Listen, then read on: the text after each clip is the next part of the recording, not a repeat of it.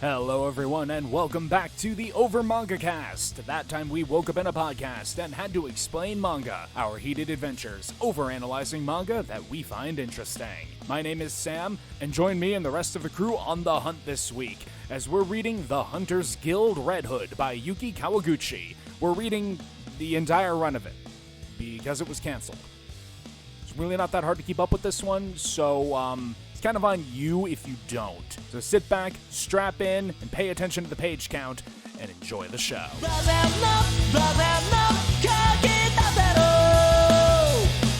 Hello everyone, and welcome back to the Over Manga Cast. My name is Sam, and as always here at the top of the show, we talk about what our familiarity with the franchise that we read this week is. I stumbled across Red Hood. Actually, it was when we started doing the podcast, if I remember right. I had just gotten the Shonen Jump app as a result, and I saw it recommended there, and I'm like, oh, that looks vaguely up my alley. And then I saw the first 3 pages, and I'm like, this is definitely up my alley. And I was current with it for a while, but as is a well-documented fact, I'm bad at keeping up with things, so I eventually lost track of it, and then it got canceled, and I was sad. But that's my story with it. How about you, Matt? So I was reading Red Hood weekly until the miraculous, just dumpster fire that was the ending. And by that I mean the Twitter reaction to the ending. I did not see the Twitter reaction. I'll have to recount some of that when we get closer to it. We don't talk about it.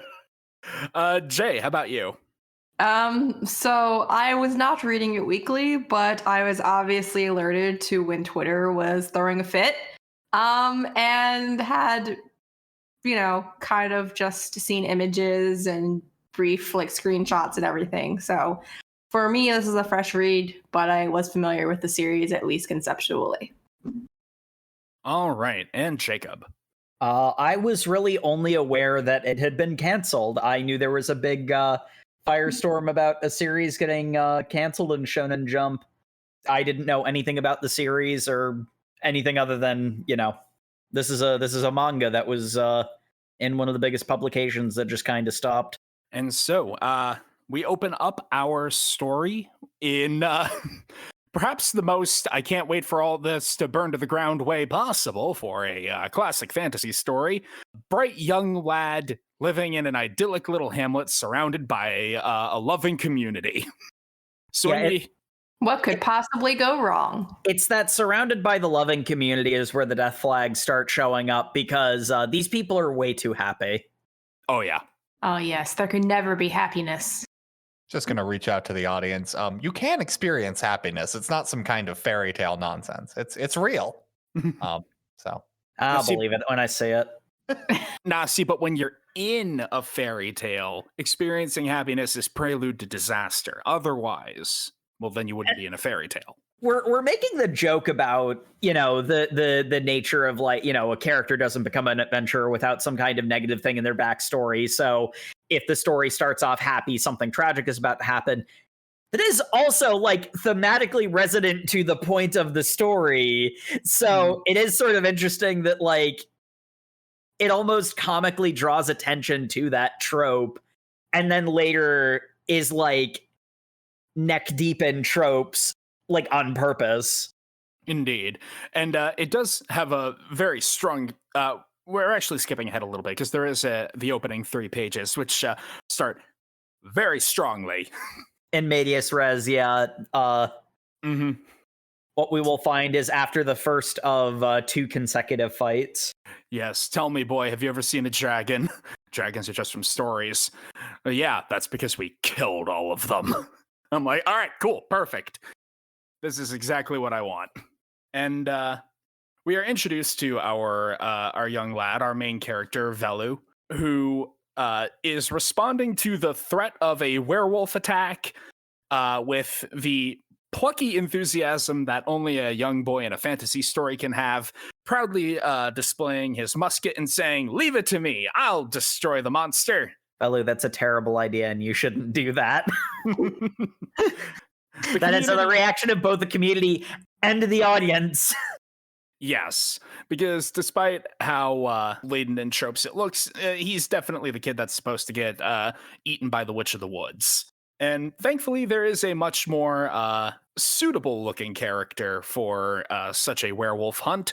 The mayor, big, muscly, beard, has an axe, everything you need for a werewolf hunter. Literally. He's like a more square version of Klaus. Yes, I was just about to say, he's very much giving me St. Nicholas vibes with an axe. Yeah. Then we got Velu over here looking like Peter from Peter and the Wolf. The mayor declares that everyone, don't worry. I can't defeat the werewolf, but I have sold all of my earthly possessions in order to commission a hunter from the legendary Hunters Guild to come and protect us. And everyone's just like, oh no, you didn't. Why did you do that? That was a stupid decision. By the way, does anyone have anywhere I could crash? Because I literally sold everything except the clothes on my back. He says that out loud. It's really funny. Okay, Mayor, so you've literally beggared yourself. This hunter better be worth it. And I love the mayor's logic. He's like, well, look, either I saved the town and, therefore it was a worthy expenditure of my resources, or the town is about to be destroyed and my resources wouldn't have been able to be carried with me wherever we scatter off to. So either way, I win. I like these odds. That Guy's is a the big most thinker. That is the most optimistic pessimism I've ever fucking heard. And I mean, not for nothing, but it is sort of funny with perfect hindsight. These decisions make so much sense. Mm-hmm. Given what we learn about the mayor later on. But 1 week later, the hunter arrives in town, and it is small child. Is Bebe. Is Tiny Bean. Yes. She's kind of grumpy. She introduces herself as Grim. She goes to shake hands with the mayor and can only use her whole hand to shake one of his fingers. You're a little girl, yes, and? All right, guys, village is doomed. We're heading out. Pack your stuff. And then Grim proceeds to take charge like the manga character that she is. Yeah, I really like Grim. Very, very boldly declaring that, look, we hunters don't intend to be heroes, but you did pay me to do a job, and I will see that job through, so don't go counting yourselves out quite yet. Now, does anyone know where this thing is? Where it likes to hunt. Well, that'll be out in the woods, and our young protagonist here should be able to help you with that. Go ahead, Velu, show her around. Show her the hunting cabin that you can look out for it in. At which point, Velu starts taking Grim to said hunting cabin, at which point Grim is like, okay, yeah, so do not take me to the hunting cabin. The werewolf isn't stupid enough to go anywhere near it. Take me to the most secluded route to the village, because it is definitely one of the villagers. What do you mean it's one of the villagers? Oh, werewolves they aren't human anymore, but they can transform to look like the people they once were. So it's probably lurking among you. And I didn't realize that this was the manga tie-in with the werewolf social deduction game. I mean, yeah. But before Velu really has time to process that little bit of deduction from Grim, there is a blood-curdling scream, and they rush off to investigate, find a pile of burnt bones. Bones that had been gnawed on as well. Mm-hmm. And I really like this section because obviously the series got canceled, so the plans for it got cut hideously short. But I really like the groundwork that had been laid, because something that comes up later is Grimm's personality is a sort of important plot point that gets that gets one character to believe another character about the situation. Like, Grim putting things together here does a very good job of establishing the kind of person she is. She's quick on the uptake. She understands the tropes of her own world, and she's able to stay one step ahead. The kind of traps that would usually catch a less savvy character than her.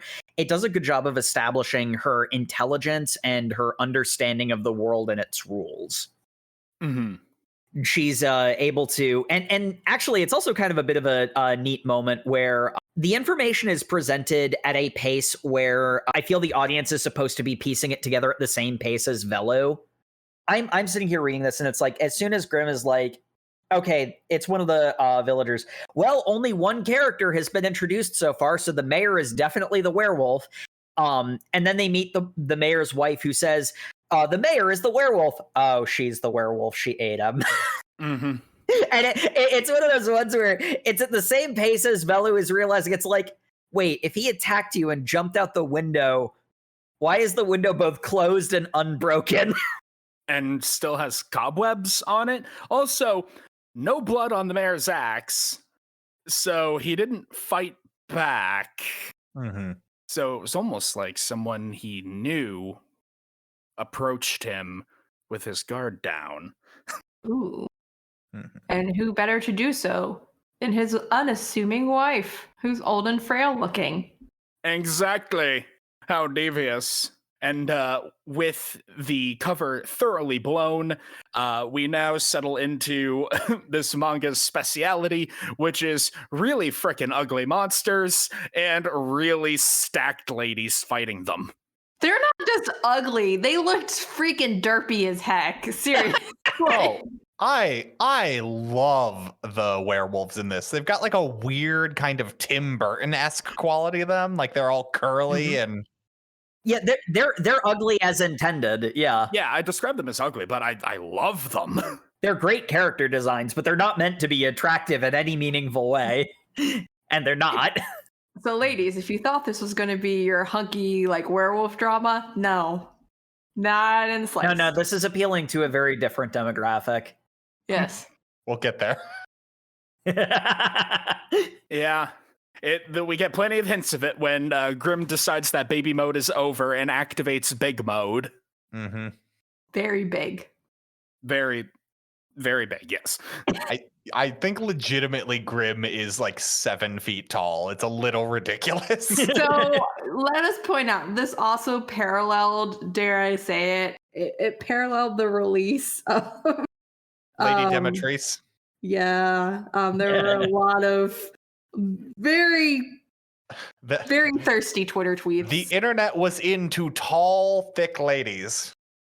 Big ladies. And boy howdy does Grimm fit that description. And she squares up against the werewolf, and we're like, all right, cool. Epic fight scene. Let's go. I can't wait to see this character in action. And Velu is being all emotional and sad, like, no, the mayor, the protector, my father figure, he's gone. This is so dramatic, but so exciting. And then Grimm immediately gets eaten. Hey kid, you should run. Snap. Swallowed whole by the werewolf with its weird, like, 3-petal flower mouth. Derp, derp, derp. It's very derpy looking. Just something about the mouth probably very intentionally reminds me of a Venus flytrap. Hmm. You know, she is snapped down whole, and the monster, in true monstrous fashion, talks about how delightful it will be to devour all of the villagers now that their protectors are gone, and I will leave you for last, boy, as you stewing in fear will make you most tasty. Woo-hoo-hoo, I'm so evil. Where did you get that axe? So they do the thing where they talk too much. Mm-hmm. The villain monologue. Yep. Talking about how the resistance of humans is pointless. You are just prey creatures. And he shoots the werewolf, which, obviously we think, yes, of course, bullets, but we learn later that this is actually quite notable. And it is even more notable when the werewolf, reeling in pain from being shot, gets its belly split open by Velu with the axe. The woodcutter's axe he had received from the mayor. Mm-hmm. Or looted off of the mayor's corpse. But, whatever. Well, he'd also used that axe before, so. It's a fantasy story. It's the same thing. Yeah. And he pulls Grim out of the monster's belly, and she's like, I told you to run.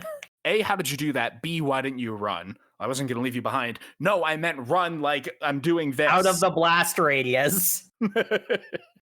Because Follow my instructions. getting eaten was the point, as she left a bomb in the monster's guts. And cool hunters don't look at explosions. Very, very dramatic, very dynamic paneling. It's a good, solid first chapter. It's also got some strong Wile E. Coyote energy as the werewolf literally has, oh, my heart's a bomb. Oh, I guess this is my last meal. Yeah. Basically putting up the little sign that just goes, uh-oh. Meep. But yeah, I appreciate. I wanted to say it always had a comedic start. That kind of shifted after this, obviously. Mhm. The first, like this first 50-page chapter is a very by the books, like shonen introduction thing. Mhm. Mm-hmm. Like it does some world building. It has a call to action. It's got the older apprentice, because Grim uses these like little hunter's tools, and each time it pops up like, yes, one of the 616 secret hunters techniques. Mhm. It's like it picks a random number, so it's like, the rest of those are going to get filled in. Yeah, very Bleach with their like, I think it's also 616 spells. Mhm. The rifle is literally a part of the Chekhov series. Like, okay. Yeah. I that gains a double meaning later. I do love him, Grim handing him a rifle, going like, yeah, it's a Chekhov's gun. We get it. You're deconstructing stories. But also, a Chekhov's gun is required to affect the plot. Yes. Because it's a narrative device. It is, in fact, a literal narrative device. Mm-hmm.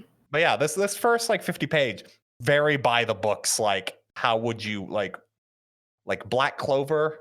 Factory model shonen. Yeah, Black Clover. Naruto is a good example. Has this thing. One Piece. Kind of. Yes. Because the first thing. Well, I think.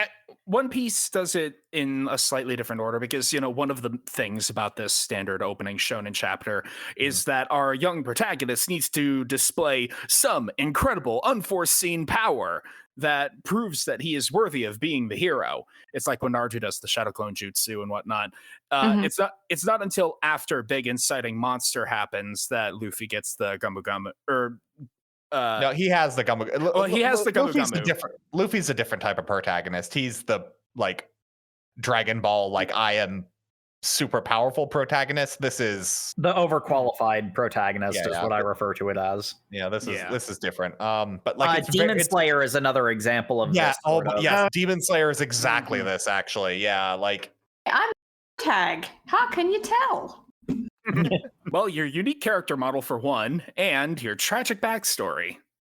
How tragic is it? Because we how tragic is it? We skipped over Velu's backstory is that his family had been eaten by a different werewolf, presumably a different werewolf. Mm-hmm. It's never confirmed or denied, but he's been orphaned by werewolves, so it's personal and all. And was raised by the village, more specifically by the mayor. Yeah, specifically by the mayor, but by the village in general, which is how they're all screwed. Because if the town doesn't loathe the main character, they're all dead. But yeah, and I mean, I gotta tell you, there's a lot of world building in this too. It's like I really do wonder what this series would have filled its shonen breadth with if it would have all been werewolves, or if there would have been other major antagonists, if there would have been an arc with just the werewolves and then it moves on to an arc with some other kind of creature. They set up plenty of that, but we get to the setup for that a little after a few more chapters. One thing I want to point out that I really enjoyed at the start of chapter 2 was during the opening little narration boxes, and Grimm is asking Velu if he wants to become a hunter. They depict the werewolves as these like weird stained glass mosaics, pitted directly against the very standardly drawn raised weapons of the hunter, and it's a very cool way of depicting the normal air quotes world fighting against the mysterious darkness. And Grimm's like, "Hey kid, do you want to become a protagonist?" "No, that would require leaving the hamlet, and I need to protect them." Yeah, we get the classic refusing of the call. Grabs him by the shoulders, starts shaking him. "What do you mean? We need more warm bodies. I mean, become a hunter." And then considering what proceeds to happen for the rest of this sort of like opening bit, I was kind of convinced that the subsequent like not the two chuckleheads who come in next, but what comes after that, I was kind of convinced that Grimm did that. Because like she keeps talking like, "Okay, let me demonstrate to you why you need to leave." And there are 2 other werewolves nearby. Mm-hmm. Dumb and Dumber.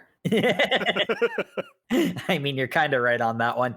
And honestly, we get a pretty like, standard shonen, puzzle box, and like a little bit more world building, a little bit more explanation of the rules. The axe head of the mayor's woodcutter axe is of wolfonium, a super special magic metal that the Hunters Guild made that stops werewolf regeneration. Oh my god, this is everything I hate in shonens, where they feel the need to have a scientific explanation for nonsense that is explicitly magical. Like, yeah, it's just like they go on this thing about how we have to use wolfonium because if you just use silver, that'd be too weak to use as a weapon. So we've got this weapon that has the magical properties of silver, but is also heavier than lead. Isn't that smart? And I'm like, no, that's needlessly complicated.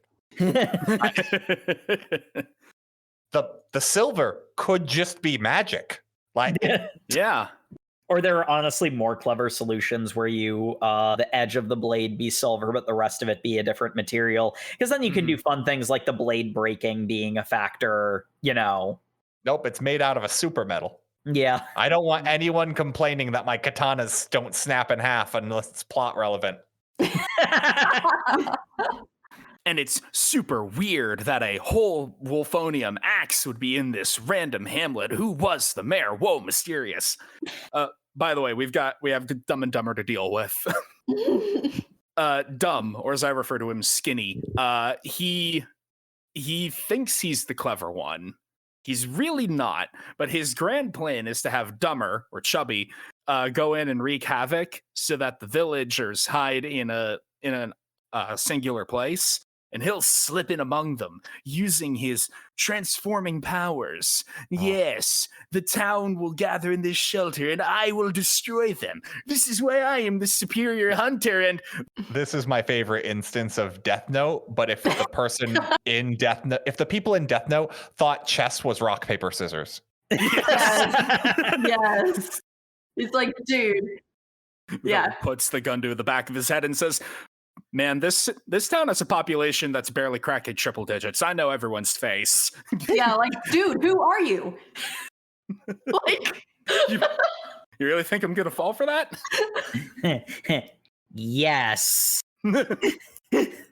Although we do have my absolute favorite page. That's a lie. I've got a lot of those, but one of my favorite pages, which is we do have to deal with Dumber rampaging around town. So Grimm takes the big heavy alarm bell from the bell tower. It's like, yep, it's got a good heft to it. Leaps and clocks him on the head with it. Yeah, we actually get to see Grimm properly fighting at this point. Her gimmick is more gun. Well, she is Grimm of the 100 Cannons. Which so that's another one where it takes on a double meaning later. Mm-hmm. if she can't brute force her way through a situation, she'll just use brute force. There are a lot of fun moments where it's like, so you've seen through this phase of my plan. However, my brother slams into the ground next to him, having been beaten by Grim. Hi, bro. I didn't really think this through, did I? Well, you see, it's fine. I will just kill my brother with my werewolf powers, and now I will use my werewolf powers of regeneration to tear apart my own muscles, so that way they regenerate stronger than before. I'm genuinely wondering if the point of this character is he's an idiot, because they never make that immediately clear. Because Velu and Grim are played as if they're outthinking him with the obvious plan, but his plan is dumb. It's scare everyone into a central location, then as a complete stranger to this small town, convince them to go out looking for people. I guess Velu's just super smart because he knows every single person in the village, but like it. I think the way it's supposed to work is he thinks he's a genius when he's really just like lower end mid intelligence. You're really mid, bro. Yeah. and Velu and Grim are like, because like even Velu, who this is all relatively new to, he's like, that was a stupid plan. Like, he acknowledges it. You think I wouldn't notice this every single person here who's my home? He's like, 300 people? Yeah. Maybe not by name, but I mean, I recognize their face and stuff. I recognize the one guy sitting by himself with no extended family looking hungrily at everyone else. I think it is kind of supposed to be that Dumb and Dumber are, Dumb and Dumber. The thing that Velu and Grim need to do is, even though these guys are idiots, they're still very dangerous because werewolves are inherently very dangerous. Yeah, they're very physically powerful. So a lot of the cleverness and outsmarting is getting around the werewolf powers as established in this universe. Outsmarting this guy isn't the feat.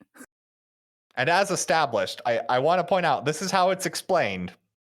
The werewolves are really strong because they have shape-shifting, and that shape-shifting requires them to be able to move their muscle fibers. And by reworking their muscle fibers and regenerating their muscle fibers, they are able to be like super strong and survive any blow. Except what happens if they break a bone? Exactly. Presumably their big stonking muscles just hold the bones in place. I mean, probably. That is genuine. They probably make a cast out of muscles. That sounds like shonen logic to me. Otherwise known as the Deku method. Deku. I love Deku. No. See, they can move their organs around to keep their bones in place. That will never not be the thing. Yes. Just yes. Jacob, you forgot to do the thing where you turn your brain off. Just don't. Well, you shouldn't be turning your brain off in Red Hood because it definitely does try and convince you it's a cerebral shonen. Yeah. Like, we get plot flashbacks as if like, did you see the secret thing I was pulling on? And I'm like, no. You buddy, I'm going to say this right now. We're chapter 2. You're still in the safe zone for this. Please don't use this method every single chapter of your 18 chapter run.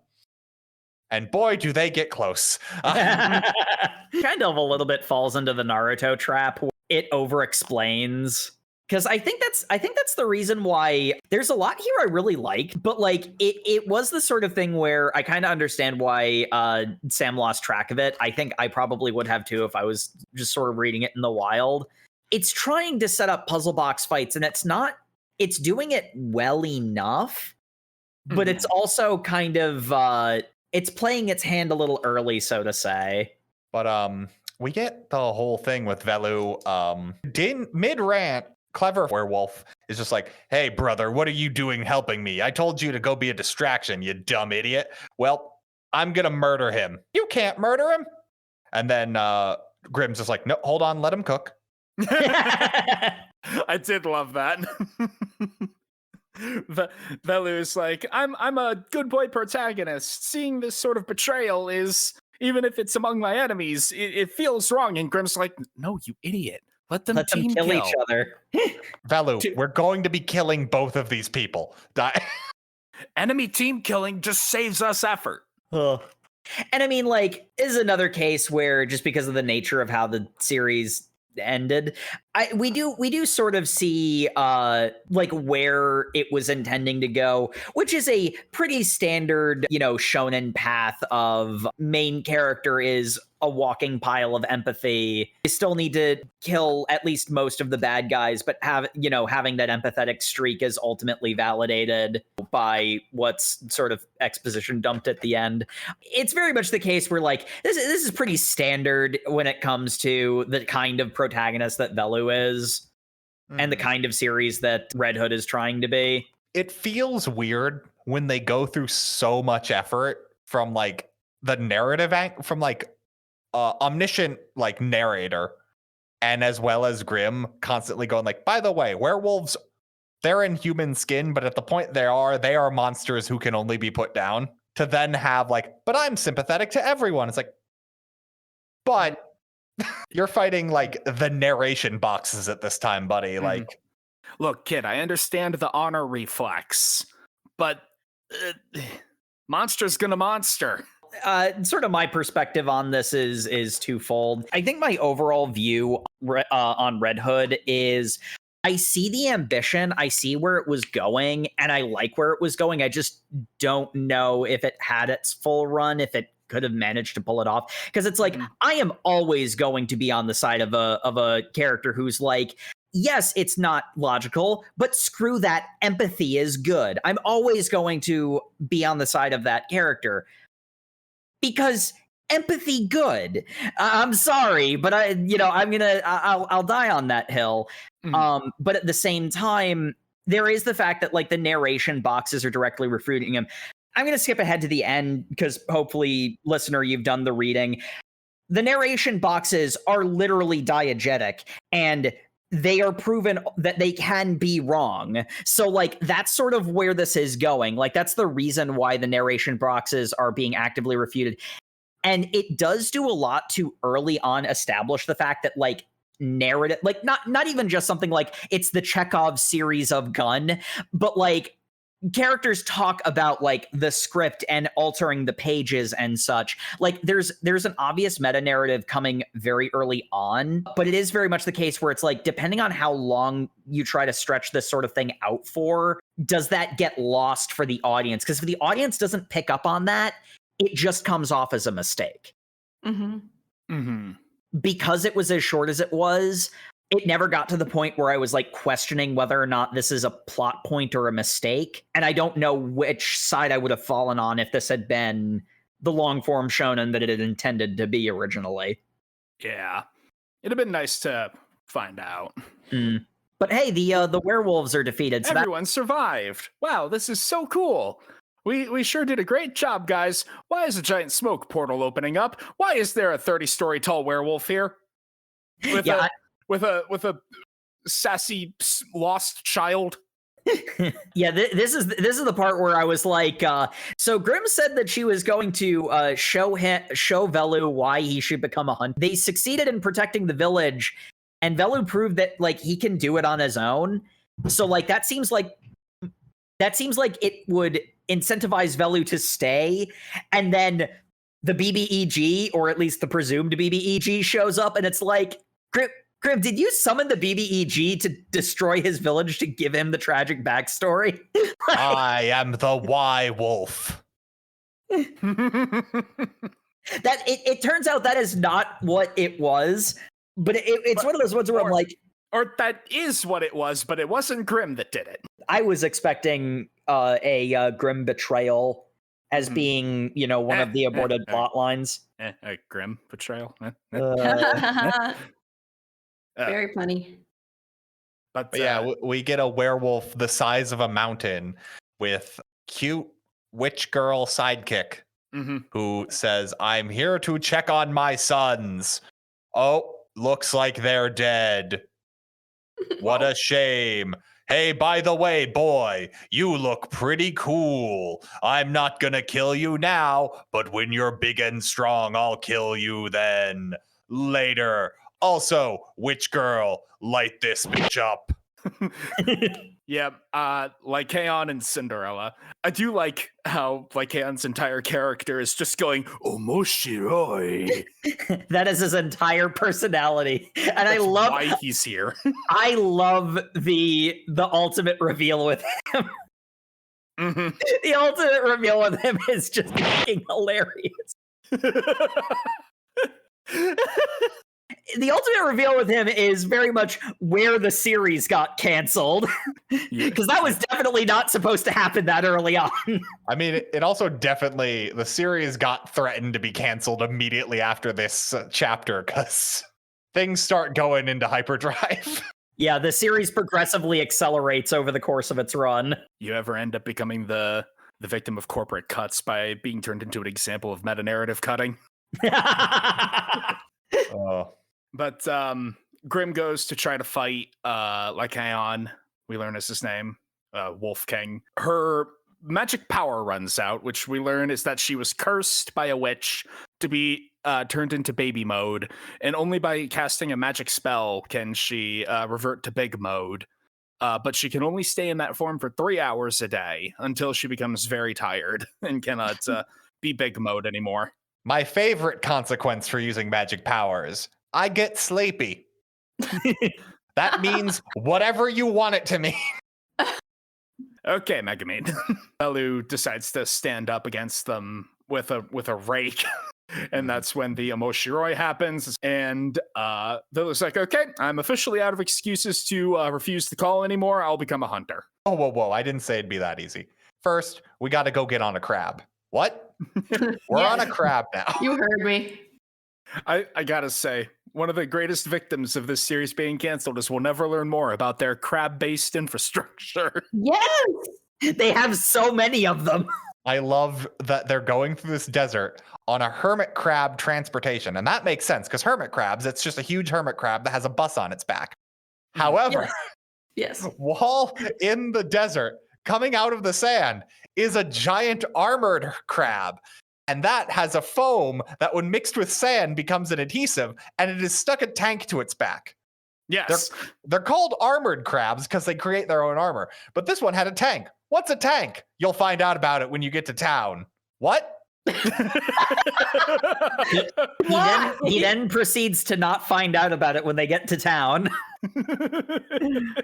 Also, I'm pretty sure they're on the beach. Because there's an ocean that a giant is walking through.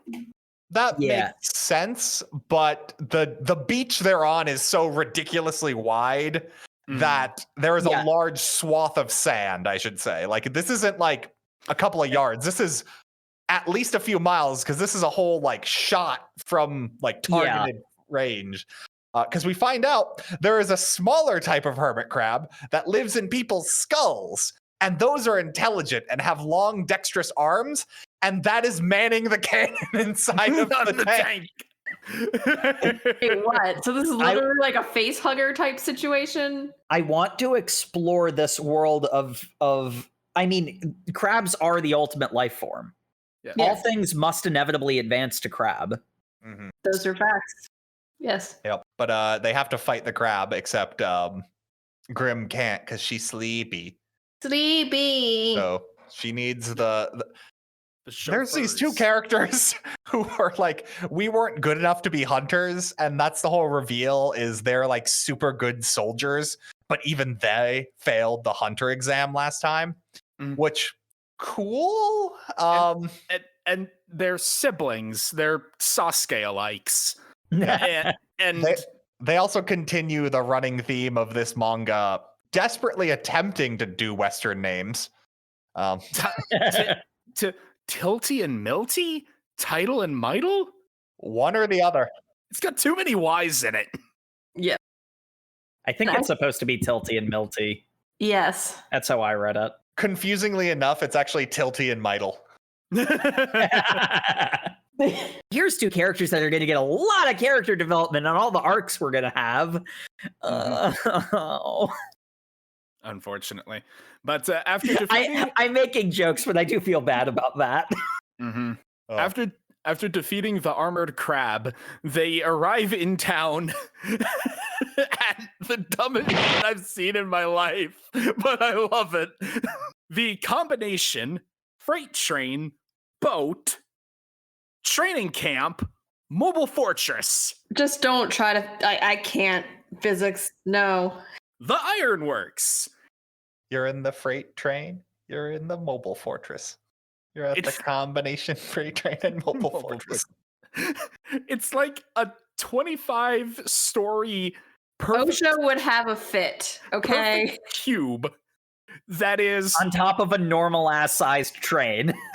which is riding a track that is in the ocean. Yes. This made Where do sense. you put your tracks? Yeah, Sam, where do you put your tracks? On the land normally. That's discrimination. You should really broaden your horizons, Sam. You know what? I would be about more ocean trains. That does sound like something you'd enjoy. This is shonen, like nonsense, Mhm. classic standard. I also want to point out this mobile fortress is larger than the town Yeah. it picked up in. Like they build up the port town of Borders Port. This town is like 10 buildings. Mm-hmm. There was originally going to be more plot there, and that didn't happen. I have a Because- feeling. I have a feeling that what was supposed to go there was supposed to be world building about, because like when they introduced the tank, it's like, oh, I thought this was like a medieval or like early modern period sort of thing, because like there's muskets and stuff, but Mhm. Grimm has I'm pretty sure they're bolt action rifles, so that's a little bit more modern. And then, oh wait, there's a tank. Is this like a post-apocalyptic thing? And here's this just like Great War tank. Or yeah, it's a World War II tank. That's not even a Great War tank. It's like World War II. It's like I have a feeling that the port town was originally supposed to flesh out, you know, like the world in the sense of the literal physical world the story takes place in, and we like learn a little bit of history about this world. Whoa. No. Instead, we get a town of 10 box cube sand huts. I'm looking at the landscape right now. It's literally 10 cubed buildings with 3 windows on each. Yeah, because Now, look, we don't have time for this. We need to get to the other big titty giant muscle lady. Who was Yes. also cursed by a witch. Post haste. Yes. I'm just saying, I think the witches are cursing people because they jealous. Yeah, and jelly. Because the witches got a certain body type, and the people they curse got a certain body type. I'm just saying, stop, body Stop body positivity, everybody. Yes. Body positive. Look, the witches just need to know that flat is justice as well. So Sam takes all types. exactly. Good job, Sam. hey, not just Sam. I enjoyed the diversity in this as well. Yeah, we got. You say diversity. Literally, Grimm and hot-blooded debonair have identical physiques. They just wear different clothes. Okay, those two are the same, but then you've got Cinderella, and you've got the other camp hopefuls are a whole bunch of different. Different folks. Fair. Yeah. You got the nun is the sort of standard anime character body type. You've got Milty is has actual human adult proportions. Proportions, so yeah. that one's my favorite. I love the introductions of the camp participants. we get Deathwing, big iron jaw metal friend. Don't you? Yes, that's another character from One Piece. He reminds me of that big hulking dude from One Piece. Axe Hand Morgan, Actually, yeah, he That's does kind of probably look like it. Accent Morgan. which you're probably thinking of him after he gets his jaw broken by Luffy, so he gets the replacement one. But yeah, that's who I immediately thought of. He's going to be the only character that gets his full character development. Oh my god, he Yeah. just vomits his character development. Yes, my man, Bike Joe Bonkers. I'm so confused because we find out Big Joe is a nickname, and I'm wondering, was he supposed to be Big Joe Bonkers? Because that would make sense. Instead, it sounds vaguely like a slur, and I'm just gonna call him bonkers. His Japanese name is Bikujo. So it's Bikujo. like, it's Bikujo with like K's. So I'm like, maybe I don't understand. We also have Old Man. Who I think dies.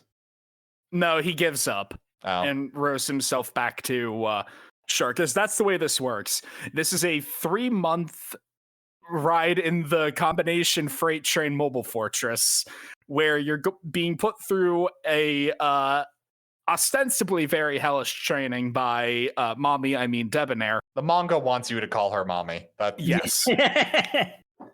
And if you decide to give up, then they will give you a rowboat and point you towards shore.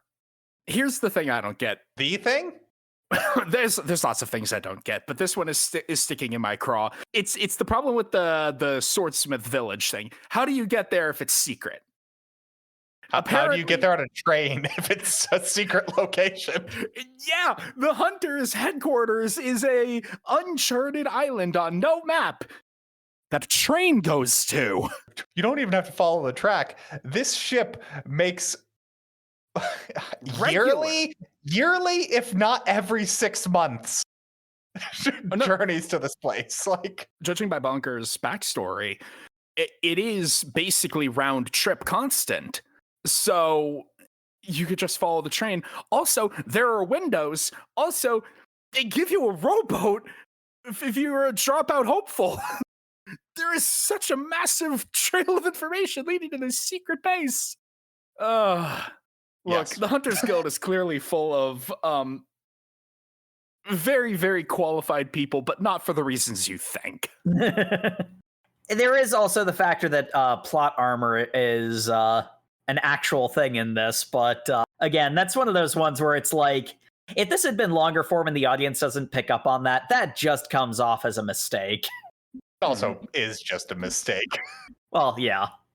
Also, But- Debonair has her like formals on, and it's literally just a hat she wears over her like skin tight outfit. or a hat and a big coat. Yeah. A big coat that does not fit on her, so she has to wear it Bancho style. Because Just, she's going for an aesthetic. yeah, ain't nothing buttoning over those. But they're having all this training. Velu's being very determined. He's very sad that Old Man dropped out and rode away. Yeah, and this is another case where I'm pretty sure that this is originally supposed to be longer, but the looming threat of cancellation hyper accelerated it, because we get introduced to Slime Mold Man and then not introduced to him. The stinger at the end of one of the chapters is that, quite obviously to what I was saying, this is very easy to follow, which is why Lycaon is doggy paddling through the ocean after it. Cinderella is sitting on his head, and I guess the mayor's here too. Yeah, He's they're- alive. they're not super clear whether the old man was the mayor in disguise or if they killed the old man. Mhm. That's sort of left up to your own interpretation. They cut kind of intentionally around it, and he's this is where we, and to be fair, again, I feel like this would have been a little bit later in the series had it not had cancellation concerns. This is relatively early on where they start explicitly talking about like affecting the narrative and changing the script, because like there's a conversation between Lycaon, Cinderella, and the mayor that it's one of those ones where it's like, okay, you're saying out loud that like plot devices and narrative structure is going to be a part of this story. Cinderella says to the mayor that he edited the script to add Dumb and Dumber. That he wasn't supposed to do that. And that Grimm is bound to find out.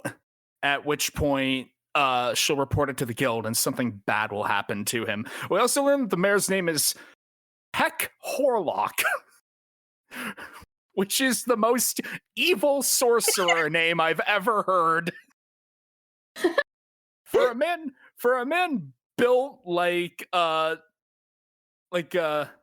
Bunyan, he is the most evil sorcerer. But how evil is he? his name is Heck Horlock.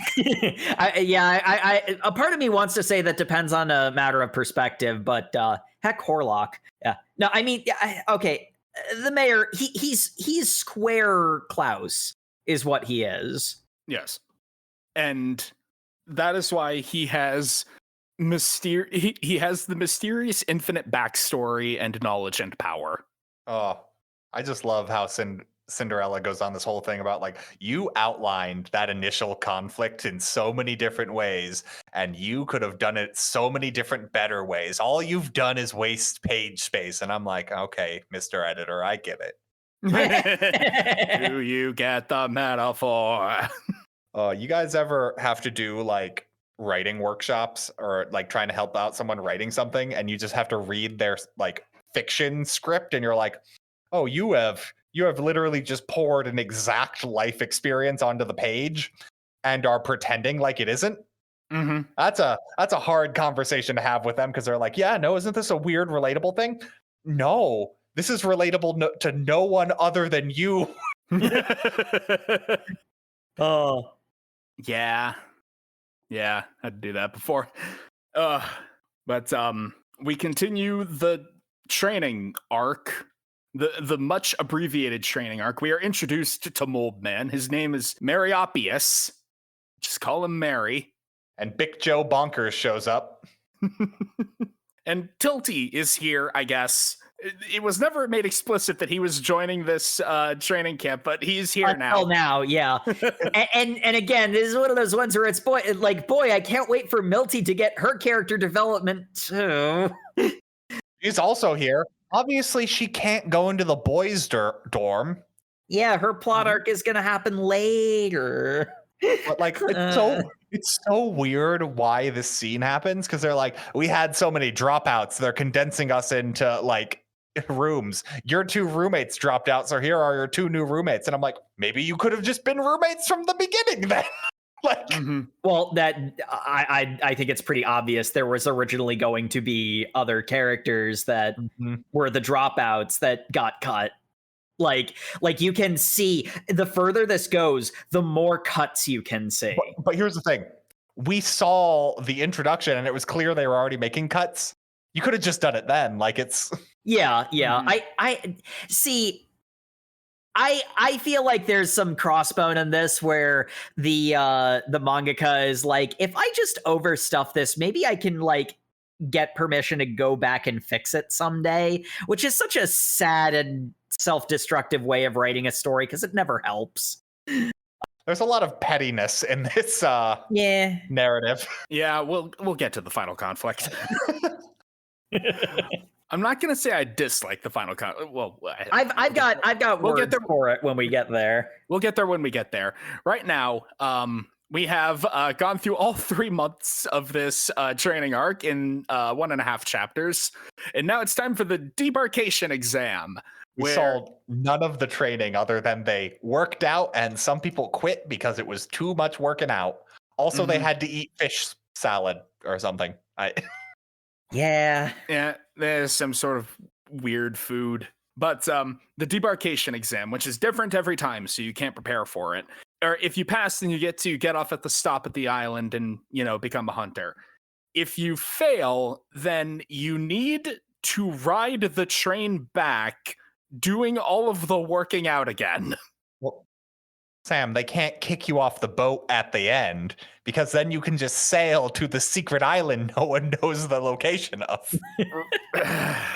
I know what you're thinking. You could quit just before the exam, and then you have to row your boat the entire length of the journey back for the secret island no one knows the location of. I mean, the funny thing is, a character is actually doing that and gets called out for that being suspicious. Well, no, he purposely fails the final exam so that he can take the training back, because he's trying to have free room and board. Yeah, he's bumming it on the elevator. But the debarkation exam. This time it is cops and robbers, where it is Debonair versus all of the trainees. If she catches you and slaps the cuffs on you, then you go to jail. and whoever is not in jail at the end of 2 hours gets to get off the train. Mhm. It's like, okay, there's like 43 of us. I'm pretty sure we can pull this off. And at which point Grim is like, nope, not too easy. Besides, I haven't been big form recently, and we need to keep the readership going. All right, boom. I am joining in now. Mm-hmm. You'll now get beaten up by both muscle mommies.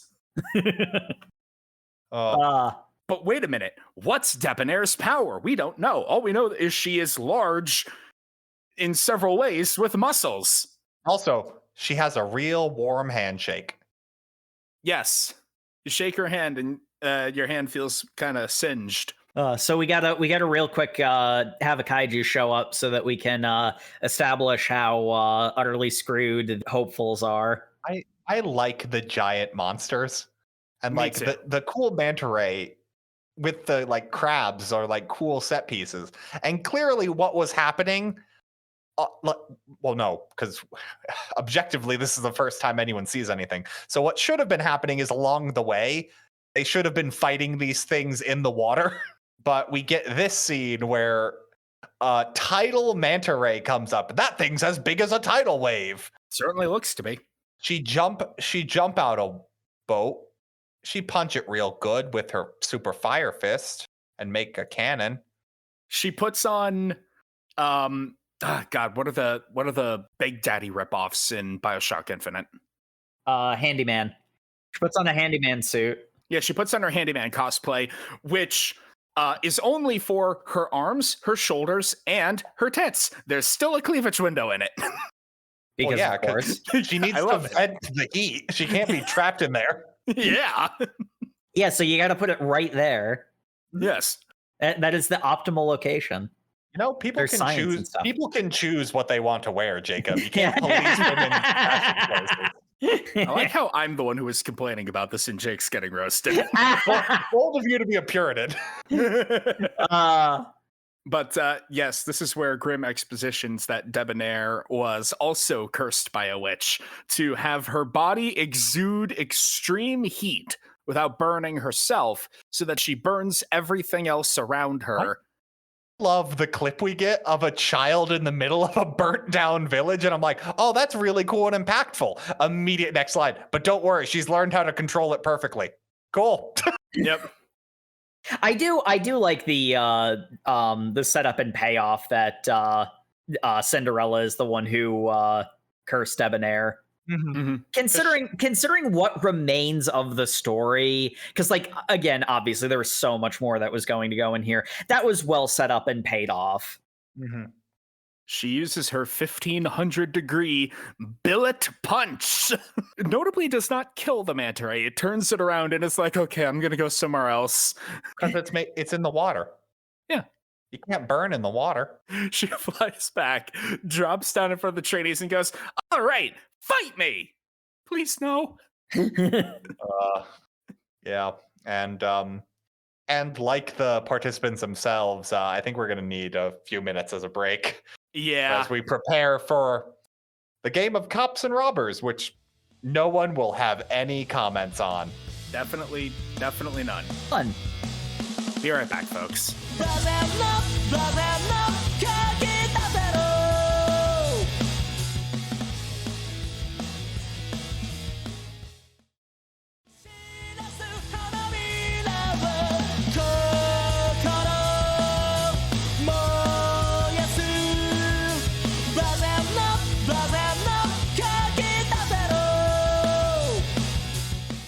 Cops and robbers. Whoa. Training arc. Yeah. Woohoo! Speed running plot. Yeah. Yeah. You'd think that. You'd think that, but this is still like.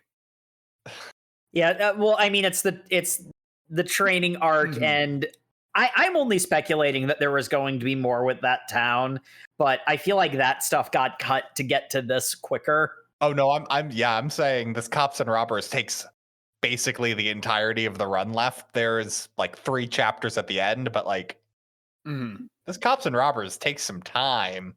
It goes on for a hot minute, yeah. It really is kind of the last, like, you get more of this if you keep me around sort of thing.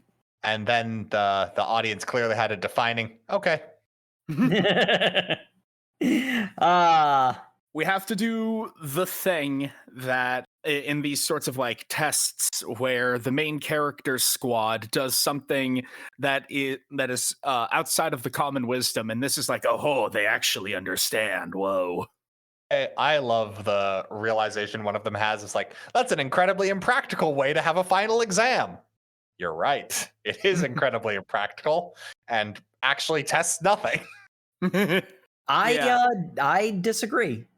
I actually think this is really clever. Okay, what about it is very clever? So, if you simply run away, because Grimm picked up Velu because he was moderately decently skilled, he's a child, you know. They need bodies. And if someone is able to get away from two of the strongest hunters for 2 hours, which is a fairly long time to run away in a confined space, at the very least, you won't get in the way.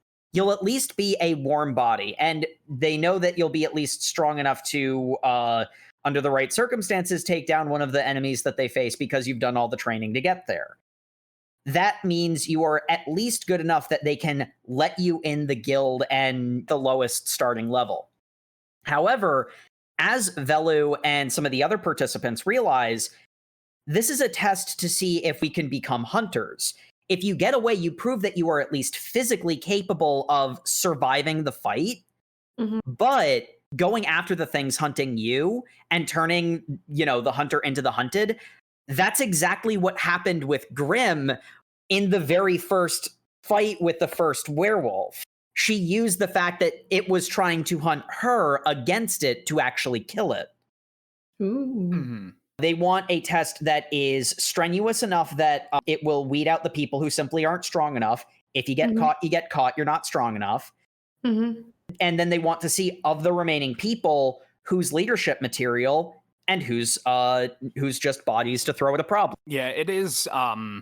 It's a very play the objective kind of thing. Yeah, it's very on the nose. Like, it's not clever. It is what it is on the tin. It's like, don't let me beat you up and you strong unless you can also be teamwork. Like, it's like they play it up like this realization is like a big thing and have their like Death Note flashbacks constantly. But like, yeah, that's the plot twist there, is that they've got this thing and they keep that running the entire time. Like, like that's all it is like, hey, did you know we could work as a team when we're in jail? Because they have the whole thing about the handcuff recharges, and they're like, well, they only have 5 on each of them, so if we get rid of them, they can't arrest more people unless they can.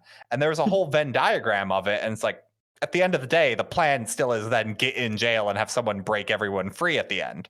Yeah, which is, even in the context of the story, turns out to have not been a great plan, because Grimm isn't playing by the rules. There is that. And I mean, perhaps a clarification. In concept, I think that it's really well done, because the way in which the test tests the applicants, I think, is really smart. The execution, I was very met on. And honestly, I didn't really, because I was so much enjoying, like, conceptually, the cleverness of not so much the characters solving it, but the cleverness of the test itself. I wasn't really thinking about why the execution, I wasn't too met, why I was so met on it. And I think it is because they a bit overplay the characters figuring out the point of the test, because there is an awful lot of back padding. We've got to keep to Velu's brilliant plan that's going to keep us all working together. I'm like, yeah, it's not a plan. Yeah, it's very much the case where them just having the revelation that, no, we shouldn't just run, we should fight. They have a weakness, like a werewolf has weaknesses. We go for the weakness, and that way we can't lose because we take out the target. It's not simply about running away. It's also about, can we go on the offensive? If they had just done that once and then shut up about it, it probably would have been better. No, they have to drive it home. They're playing this up like it's a battle of wits mind games. And I'm just like, I know we make fun of it, but Platinum End, this is not. Like, Yeah. Platinum End, I at least believe the characters are intelligent in this. It's dumb and corny, but I at least believe the characters are smart. In this, I'm like, you sure want me to think these characters are smart? I love this in concept, but back to having figured it out like 3 or 4 times, and it's not giving any new information. And like, I think that's the problem. Like, there's nothing new. You've got a manga that clearly has limited page space, and you have Velo explain to their prison guard their plot, despite the fact they'd already explained it to themselves. Yeah. Like that's where the problem lies. But we need to introduce more characters, like the Big Titty Nut. Or we have Ling Yao at home. I love Businessman. We also need Businessman. He was going to have a plot arc that didn't happen. I'm going to take over the monopoly they have. Also, I use business speak, like downsizing and cutting unnecessarily books from our lineup. Wait a second. They're aware. He's just a big brute Who works at a business and does business things. I guess my thing is you've got the 2 best, from what we can tell, these are the 2 best hunters in the entire guild. And they have 2 hours to capture all the new recruits. And they sure kind of eventually get around to it, I guess. Mm-hmm. Like, there's the bit at the beginning, and then it seems like they kind of just dick around for a good chunk of the time. Yeah, one of the things is no killing, and that applies to the instructors as well, which for Debonair is an actual thing of needing to restrain herself so she doesn't burn everyone to death. Otherwise, she would insta-win. And then Grim is just like, if I knock them unconscious, then I can come back and handcuff them later. If they die of a brain aneurysm from the concussion I gave them 20 years later, that doesn't count as killing them now. That's very nearly lampshaded.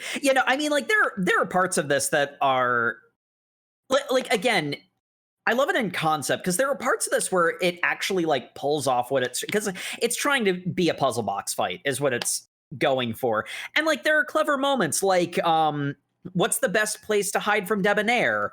In the boiler room with all the coal. She can't use her powers in there because it'll blow up the entire thing. Like, you say that, Jacob, but then she uses a lesser version of her powers in there. It's like, I have to only use 140 degrees of my... And I'm like, okay. Why then?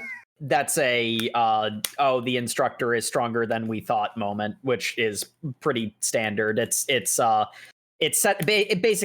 the power curve going forward for the series that was already ending. So again, in concept, it's clever. The other one that I liked was there isn't an explicit no guns rule, but you're not supposed to seriously injure or kill anyone. So it's sort of like an unofficial rule that there's no guns. And a character pulls out a gun and shoots a crane. And it's like, is this like, okay, what was that for? And it was literally just a distraction. But that's smart. I liked that. That was, Grim seems to be under the understanding that the rule was no guns, no swords, because that's what she quotes. Well, but like, that's also because if she used her guns, she'd kill people. Like, Grim of the 100 Cannons. We love the business guy, right? Like, there's a lot. We have Businessman who's defeated with the power of mold and communism. You're not wrong. So he basically said, hey, I got 50 of the... Also, insane number of people made it to the final round here. Yeah, it's like 30 or 40, I think. Yeah, I think it's 30. The number fluctuates a bit. It was like an entire class, wasn't it? I want to say it's higher than that because I think... I thought it was 70. Yeah, I want to say 70 sounds right because Businessman says I've got like 30 people under my employment, and we learn that Grim has knocked out 20 people. I thought it was 30, but I could have read wrong. Yeah. But anyway, he's just given everyone money, and then he's beaten by mold, and he's just like, "Hey, have you ever thought if we just work together, that'd be pretty cool? We should go forward, not as employers, but as comrades in this fight against evil." And everyone was cool with that. World peace achieved. All of Businessman's employees were like, yeah, I'd like to not get beaten up by this asshole anymore. Various other shenanigans that happen, including my favorite, which is Bonkers, terrible, no good, very bad day. Big Joe Bonkers, who we then get to find out that his real name is Clenanon? Which also is just gibberish. His last name is still Bonkers. I want that to be very clear. That's his first name, because he introduces himself as Bonkers, and it's so confusing because he also says he's from like the Miscott family. So his family name is not Clenanon Bonkers or Big Joe Bonkers. Nope. It's whatever the hell he wants it to be. This is another one where I was reading through that and it like, I love these kinds of stories. Dear God, this is rushed. It's not bad. It's just something that should have happened over the course of an entire arc, not 4 pages. I hated this backstory. I was waiting for someone to just tell him, hey, you sure you haven't exaggerated that in your head? Because it seems really weird. And then everyone's just like, nope, that's, sometimes you have a bad day, buddy. And it's just like insane. The level of he's kind of a jerk, but he's not at all a jerk and he's not responsible for any of the bad things that have happened to him. It's all just self-guilt. And it's just like, yeah, because the backstory is his town was ravaged by an Etten. It looks like they don't call it an Etten, but it's a 2-headed giant. And like giants in this are also like elemental beings. Mm-hmm. But like half the village was destroyed. The guild sent a hunter. The giant was defeated, but it left a lot of people homeless. And his family was like super rich, so they're like letting in refugees. And it's like, okay, so we've let in all these refugees, but we're kind of out of space now. And Bonkers is like, don't worry, these latest refugees coming in from the rain, they can use my room. I'll sleep on the couch or something. Point. If you have extra room for you to sleep, why can't they sleep there? Yeah, I don't know about that, but exactly. He had the best intentions. But anyway, I think he was actually like sleeping in his parents' room because they mentioned that he was sleeping in his parents' room. Okay.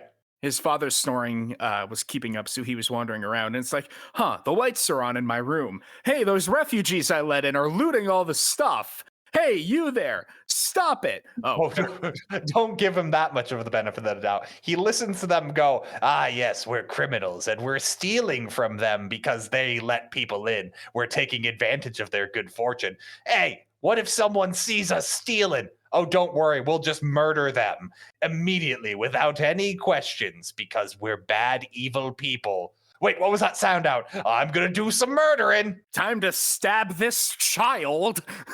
Oh no, better defend myself with the lantern. Nope, now we're both on fire. Oh no. Oh, that poor dumb robber ran for the window. the robber, whose like whole body is on fire, flings himself out the window, which, okay.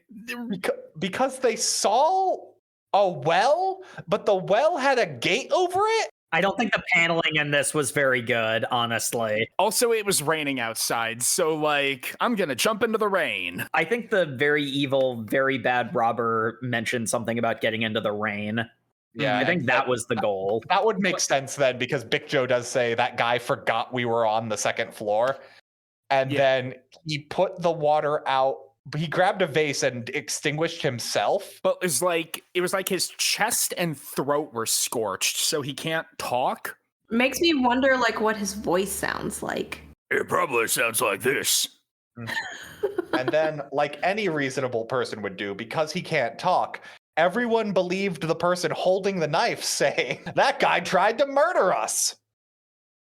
Well, I think the point where it gets a little bit too wooby is they see that the person who fell out of the second story, hey, look, he's got a pocket watch, like a gold pocket watch with the family's name on it. Oh, he must have been robbing that. And then they proceed to be like, wow, he killed him for robbing it just for taking some valuables. That's such an overreaction. He lit him on fire and threw him out the second story window for stealing. Like that's the point where it gets so wooby. I cannot take it seriously anymore. Uncovering the fact he was stealing from the family who was providing shelter to these people was seen as evidence of his unprovoked attack. Yeah. Yeah, it lost me. I want to point out, this backstory is enough that his family name is drugged through the dirt to the point he is in hiding from creditors. That's why he keeps doing the hunter training and keeps throwing at the last minute, because it's 3 months there and 3 months back. That's 6 months of room and board. Where no one can chase him. So why don't you just complete the training? Monsters like me don't deserve to be a hero. Oh God, I was very conflicted. Oh yeah, no, this is super fucking dumb. Okay, so here's the thing for me. A character like this who is so racked with undue guilt can be done really well. And I can see the writing chops to make this work. But the problem here is that because it's all over the course of like 4 pages that this happens, it gets woobied so hard to the point where you can't take it seriously anymore. This sort of thing needs more time to breathe and needs more subtlety and nuance than what you can give in an exposition dump. Because when he just says it all out loud like this, when it's not like coming out piecemeal, it's so blindingly obvious that he doesn't deserve the guilt he's foisting on himself. And it makes it, it goes from being sympathetic to frustrating really fast. It's like, it's so like squeaky clean of a backstory too.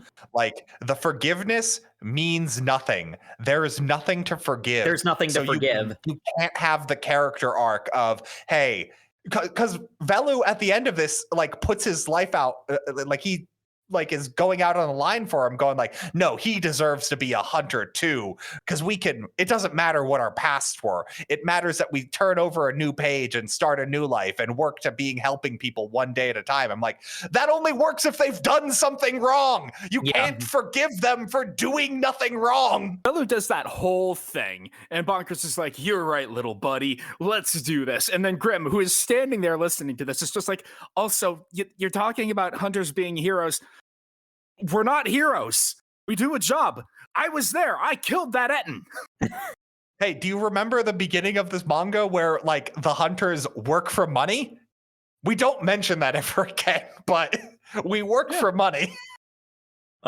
And like there is also a bit of a funny bit where one of the side characters who unfortunately doesn't get development is like, you know, you're foisting undue guilt on yourself, right?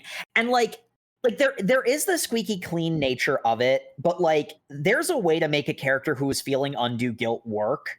If you just explain it all up front. Yeah, if you explain it all up front, like, I mean, like this squeaky clean, maybe not, but like if you explain it all up front, it becomes so painfully obvious to the audience that it like you didn't do anything wrong, so why do you care that much? Like, it's the internalization and the like twisting it in your own head. Because one thing that actually works about this is he says something to the effect of, I only let them in because I didn't want to seem like a heartless rich person. And it's like that's the kind of like mental gymnastics you can do when you want to hate yourself. So like that works, but like it's that like 30 times in a row all together over the course of a very short amount of time. And it loses all subtlety and nuance. It's like, oh no, I feel guilty that I only helped them out of like trying to avoid consequences. I'm like, well, no, you only helped them in addition to the town full of people you were already helping. Like it completely invalidates anything you're feeling right now. Like, Bic Joe, I have no sympathy for you. Yeah. Yeah. Yeah. But unfortunately, he is the only person who gets a backstory, and it's not great. Because we don't even get Velu's backstory, we just get told about it. So it's like, yeah, we don't. It doesn't get delved into the way it would have been. oh, you know what? No, we do get one scene where he's just like, "Hey, I'm too old to chop wood anymore. You've got to chop wood, boy. Okay, I'm gonna chop wood for the next 5 years and be real buff." And Grim was like, whoa, chopping wood. That's a knight training technique in the distant kingdom because it's a great full body work. I'm like, God damn it. Not everything is like that. And it's great because that doesn't matter at all then, because other than like that one thing he does with it, he gets the training from hell, which gives him like the shonen protagonist, like bodybuilder on a child kind of deal. Mm-hmm. It's just like, well, okay, he's already got super strength now, so Yep, he's already Gohan after a year with Piccolo. in 3 months, which means he's stronger than Piccolo. Except he can't make clothes shoot out of his hands, so. Yeah, he doesn't have the clothes beam. Anyway, they use wave tactics to end up winning the the cops and robbers. This is another one where it's like, in concept, I like the let's make everyone pass, but I think the problem is the sheer number of applicants. Like, if there had been a training arc where a large group got cut down to a parsable number of characters and they're the group that succeeded, I think that would have meant something. But like, we don't know most of these people. Also, Like, whole thing about like they have to go, hey, wait, no. Does that mean all the people I knocked out but didn't arrest because I'm lazy, do they pass too? Oh, yeah, I guess they do technically pass. Yeah, we really didn't test anything. Oh, I know where I got 42 in my mind for the number of participants. It's because this was the 42nd debarkation exam. They do love saying random numbers because the name of this base is also like secret base number 21. Yeah. secret is in quotation marks. Okay, so we've completed our truncated training arc. We did our final exam for the tournament arc, I guess. I don't know. Who's ready to wrap up the last 3 chapters with some meta-narrative esoteric bull? That is a great summation of these last 3 chapters. I'm so annoyed because this is my vibe of weird deep lore stuff, but But poor execution. Poor execution. I sound like a broken record, but it's true. Conceptually, I think this is really cool. There's potential here. Dear God, the execution is not on point. Oh my God. And I don't know how much is that. I don't know how much of it is because it was rushed due to its cancellation, and how much of it was there just wasn't, the writing chops there, because I see flashes of brilliance. So I like the weird esoterica of this like meta narrative thing. I don't like how a lot of it comes dripping off as like snarky responses to criticism and also like shouting out at people. And some of it honestly feels like you just got told there's a plot hole and you're like, nope, meta narrative. And it's like, okay, whatever, I don't care. You're ending anyway, and I do love the like second to last chapter. Because I do love any time the readers get told to go fuck themselves. Getting shonen shoujo vibes. There's 2 points that I want to like address in this, because like there's a big chunk of basically this is the manga. The manga is diegetic, is the ultimate point of this. But there's 2 points that I want to note, and they both happened right at the beginning of this whole thing. I know the exact point where the cancellation was official because the mayor teleports to Velu, says, hurry, we've got to get to the endgame plot, and then teleports Velu to the endgame plot. Like, it's so overt. I mean, more so than that, Cinderella literally says the boy's been accepted into the guild. That means the world is ending. Great, the Hunters Guild is finished. So can you like parse out like where it originates and then where it starts to delineate into like slow rolling into madness? Because it seems to me like it goes literally from like 0 to like 100. Well, the test ends, and then the next chapter is where it's like, okay, we're finishing the plot in the next 3 chapters. We only have 3 chapters to finish the plot, so we're just shoving everything in there. Yes, and that was a problem for me because immediately it's like, okay, you're the protagonist. Also, the entire face of the entire universe depends on you, and yes, Velu's place in this comes right the fuck out of nowhere. And like that's to me the biggest problem here, because the idea that Velu is like an anti-narrative like crux is in no way foreshadowed in what we got. I will say the thing I mentioned way in the beginning when I was talking about it was really good that how well they characterized Grimm. There's not much time spent with Grimm just because of the nature of how the story is told.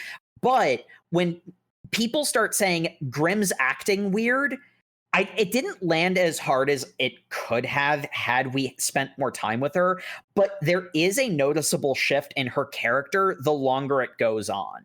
Like, she loses a lot of the edge that she had in the beginning, and when characters call that out, it does feel like it is, I don't want to say adequately paid off, but it does feel like it was set up and paid off. It also kind of like nestles itself to like sneak past a reader's suspicions, because it also follows along like that kind of thing you expect from a shonen, where like, okay, you've got this mentor character who was really cool, but now that they have to raise someone else, become less cool because the main character needs to shine. Like, so Grimm being weird could also just be like, well, yeah, we have a main character. You can't overshadow the main character. Yeah. And I think that's ultimately why, whilst I think that Grimm's characterization does a good job of setting up, because we didn't spend enough time with Grimm and we didn't see like waning mentor Grimm versus like no thoughts head empty Grimm. Like that's where the disconnect lies. And it's because we just don't have enough time with the character. Also because she's sleepy child Grimm, so her acting, which isn't that different. Yeah. And again, if we spent more time with the character, that might be more obvious, but we just didn't. But there is one other thing I want to mention, because this is fucking hilarious. I loved this. I was laughing out loud. Is it the thing that I want to mention of Who's Like Heian? Oh my god, that was so funny. So the mayor teleports away from Cinderella. Like, Heian is fucking missing at this point. Mayor teleports away and Cinderella's like, wait, what am I doing here? And then she realizes she has a letter in her sleeve. She opens... No, she asks like Heian what they're going to do next and is speaking to empty air. And then she's like, wait a minute, who's like Heian? Huh, where'd this letter come from?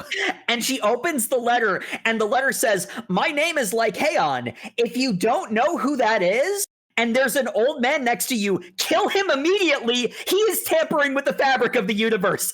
That was so fucking funny. like, what? Love the bullshit narrative that's beginning. It's like, by the way, this letter's been protected from narrative tampering. If you can do that... Why did you get edited out of reality? I'm not gonna lie. I was reading the end section really quickly because I was a little bit running out of time. If they explicitly said that there was like narrative tampering shields on the letter, that actually makes me like it a little bit less, because I sort of like the idea that this was like that characterizes like Heian really well, because sort of the implication is that like Heian was never really there. And that was all basically in Cinderella's head. Like the time where it was the 3 of them, it was really just 2 of them. And like Heian gave Cinderella that letter, it's an innocuous thing that doesn't show up in the story because it's such a small detail that it doesn't get recorded. So that got missed by the mayor. He didn't know to erase it. And like that really well characterizes like Heian as being like really intelligent. But no, they just say this if letter they was say protected. If they say the letter was protected, then that kind of pisses me off, because that would have been so smart. That would have been so So, everyone's celebrating. It's like, woohoo, we passed. And Debonair's like, hey, this all fits into your scenario, right, Grimm? What the hell are you talking about? Okay, does the word bug mean anything to you? You mean like insects? Tomahawk curry, hay fever. What are you on about? Okay, HQ, Grim of the 100 Cannons had her memories mixed with. We need a response team here right now. Mm-hmm. We also find out they have phones. Yes. Because it's always fun to figure It's out really dumb. what level of technology they have. Yeah, that was What that level was of going. magic and then technology? That was going to be a plot point in the long form version of this, and all of the setup for it is there, and none of the setup is there, and all of the payoff, which is not good storytelling. And the guy on the other end of the line is like, "Yeah, no, we're actually quarantining the Ironworks because there's some fuckery going on down there." Anyway, Schroidel out. Grandpa's here. He's here to take back his grandson. Wait, Mayor, you're alive? Too late. World's ended, boy. We're also going to go do some crazy shit in the next 2 chapters. What? We got to go teleport to the plot. Wait, why am I in this huge blank room? Who's this weird little gremlin in a hood writing in a book? Ah, yes, the true book's pages are the blank future. The words set in it are the laws of nature and the structure of this world. But you knew that, didn't you, Heck Horlock? Or should I say, your real name? Because this man has 3 names. Yeah. It's not in the notes, but it's literally something that's not quite, but almost Ludwig Geppetto, except Ludwig has way too many syllables, I'm pretty sure. Yeah, right. Oh yeah, it ends in Geppetto. Yeah, the second name is Geppetto. And again, it's one of those ones where if you had seeded that name elsewhere in the story and foreshadowed who he was, because I mean, the long story Excuse me, short, Jacob. I'm a very smart writer, and I've thought about all of this. The main character erased his name from the book, so you would have no clues about it. Didn't think about that. Ludwig Geppetto has been removed entirely from the universe. Now, how did a character know who he was? I think he actually introduces himself, but that no one would remember the name. Yeah, it wouldn't be able to jog memories because the memories wouldn't be there. And like, but yes, Velu, you are in fact not a real. Wait, his name is Geppetto, and Velu's not a real boy. God damn it! Yes. He literally calls him Pinocchio. Yes. I missed that. It is crucial to understanding. All right. I missed it to your credit. I mean, this is an illuminating session for both of us, it sounds like, Sam. Yeah. And he's like, I created you from whole cloth as a means of degrading the integrity of the book. Wait a second. You use the magic that creates life? We are several steps beyond caring about that right now. So that I could, and then I took the mantle of main character from Grimm and gave it to you so that you would reach this point and you could reach the book and disintegrate it, freeing us from this hell, from this cursed existence of no free will. What? Boy, yes. if that was set up in any meaningful way, that would be a cool reveal. I love how the little gremlin guy, the Red Hood, explains how the book works. It's like, well, you see, we have to we write these scenarios of humanity versus monsters because we must entertain the gods, 2 glowing lights at the edge of the universe that gaze upon this. And if they are dissatisfied, then they take their attention away from the universe and everything dissolves. And I get it. God is the reader. But you're also calling God an idiot who just wants to be entertained. This concept, before it became a very petty metaphor for the people not engaging with your story, would have been really cool. I sympathize with your frustration, but I love the frustration. I love saying you didn't understand what I was talking about. Fuck you for not understanding it.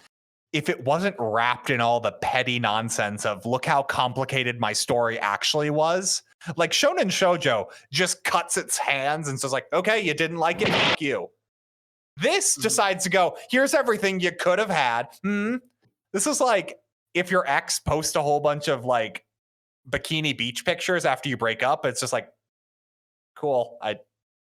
I still know you're a shitty person. Like this doesn't fix that. It's a showcase of all of the cool concepts the series could have had, but like you have to execute them. You can't just yeet them at the reader and say it was your fault for not getting it. If you don't express it adequately, then the reader's not going to get it. That is what going out on a limb for a story with deeper meaning. Like that's what the risk of it is. That's why it's difficult. This ending is that one person who's just like, hey, yeah, we should go into business together. You know, you'll be the person who like builds everything and sets everything up, and I'll be the idea guy. And I'm like, no, you need to actually make the ideas work. You can't just say, here's a bunch of cool shit that could have happened. Like, yeah, it kind of breaks down at this point. Where it becomes obvious that after the first two werewolf fights, like the arc in the village, after that point, from everything else on, this was a pitch to keep the series. And once you hit that, you're in a death spiral. Mm-hmm. Because you're just going to like, because again, I love a lot of the concepts that are brought up here. These are cool ideas. I'd love to have seen this story done properly. But there's also the legitimate points that Matt has pointed out, that those cool concepts don't mean anything if you don't express them properly. And this just, I didn't even necessarily know if I liked like the beginning of this. I saw its potential. I don't know what it was where the disconnect was that put this series in its death spiral. But once it started like clawing for like affirmation, it was never going to recover. I'm going to be honest. It's probably legitimately the second they started getting on the crabs. I think it sped up right there, because I think what you should have done was had like a little bit of journey with to get to know Grimm better. Get to know Velu better. Like, we barely know anything about him other than like he's stock model shonen protagonist. Yeah. Yeah, but like, I don't know. The current, so we get this whole thing that the Red Hoods are the people of the guild, of the Hunters Guild, who are the ones tasked with actually writing the stories in the book. Mm-hmm. And the stories need to be entertaining enough to keep God interested. Otherwise, everything gets disintegrated. This has happened before. Yeah. Yes. Me must be entertained. It's also kind of sad that like this is the big reveal for the series, and like that's cool. It's not an original plot. No. Mm-hmm. Nah. Like it's a cool reveal if you had other things going on, but like this has been done before. Yeah. And like, it was just kind of like thrown because you had to wrap it up so quickly. Like, I mean, that's kind of been alluded to in our discussion of if they had more time. Like, do we think that this type of plot was already in the works, or do you think like, it was just? I think the idea that they're in a storybook, was already there, because that's how they start. They do mention like extras and side characters a lot in the beginning. Yeah, and the Chekhov series gun, like they were laying the seeds from the word go that it was going to go here.